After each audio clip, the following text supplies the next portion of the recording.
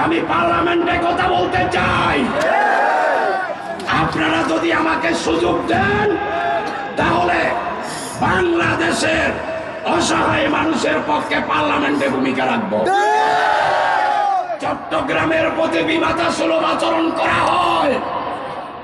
চট্টগ্রামের প্রতি যে সরকারে আসুক বিমাতা সুলভ আচরণ করা হয়।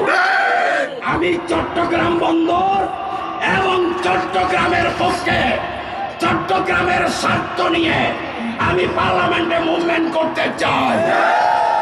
সেই যোগ্যতা যদি আমার আছে বলে মনে করেন তাহলে দয়া করে দল মত সমস্ত কিছুর ঊর্ধ্বে উঠে আমি লিয়াকত আলীকে আপনারা সহযোগিতা করবেন।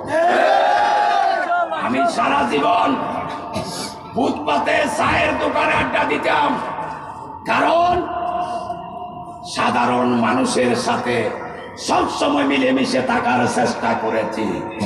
কারণ আমি সাধারণ মানুষের ছেলে, আমি কোনো বিখ্যাত ব্যক্তির ছেলে নই। সাধারণ মানুষের দুঃখ আমি যতটুকু বুঝবো আর কেউ সেরকম বুঝবে না। পশ্চিমে খানখানাবাদ সহ বাঁশখালীর বেড়িবাঁধের দুঃখ আমি যেরকম বুঝবো আর কেউ সেরকম বুঝবে না। কারণ বেড়িবাঁধের পাশে আমি লিয়াকত আলীর বাড়ি। বেড়িবাঁধ থাকলে আমার বাড়ি থাকবে, আর অন্যরা সেখানে কন্ট্রাক্টরের সাথে ভাগ বাটোয়ারা করবে। আমি লিয়াকত আলীর সাথে, আমি লিয়াকত আলীর পক্ষে সেটা সম্ভব হবে না।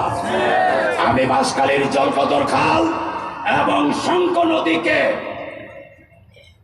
আমি ইকোনমিক অঞ্চলের আওতায় এনে বাঁশখালীকে বাংলাদেশে একটি সমৃদ্ধশালী বাঁশখালী বানাতে চাই।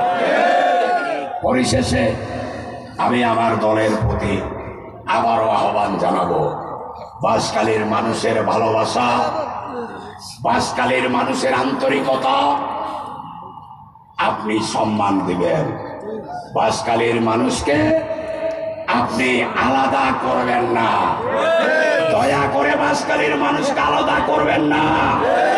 আমি আমার দলের প্রতীক নিয়ে এমপি হতে পারলে আলাদা একটি গর্ববোধ করি, এমন কোন সিদ্ধান্ত আল্লাহর ওয়াস্তে আমার দল নেবে না যেই সিদ্ধান্ত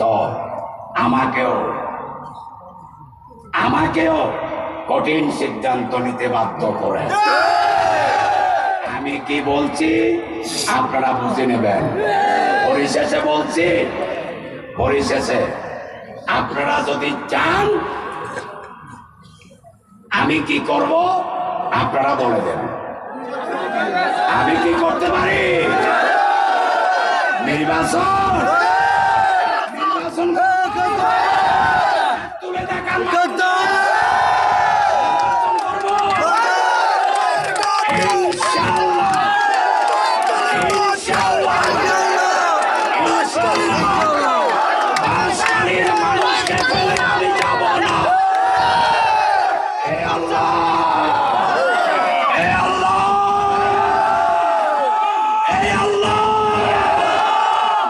কৃষকের সন্তান লিয়াকত আলী হাত তুলে বাঁশখালীর মা বোনেরা ওয়াদা করেছে, বাঁশখালীর মা বোনদের হাতকে কবুল করো।